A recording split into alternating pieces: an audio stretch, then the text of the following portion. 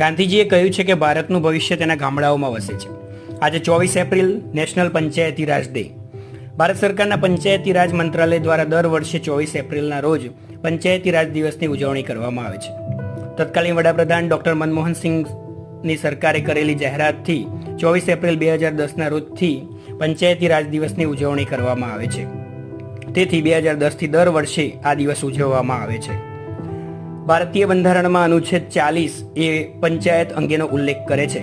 ભારતમાં પંચાયતી રાજ વ્યવસ્થા અંગે મહત્વનો એવો 73મો બંધારણીય સુધારો 24 એપ્રિલ 1993ના રોજ અમલમાં આવ્યો હતો. 73મા બંધારણીય સુધારા દ્વારા ભારતીય બંધારણમાં ભાગ 9 ઉમેરવામાં આવ્યો હતો.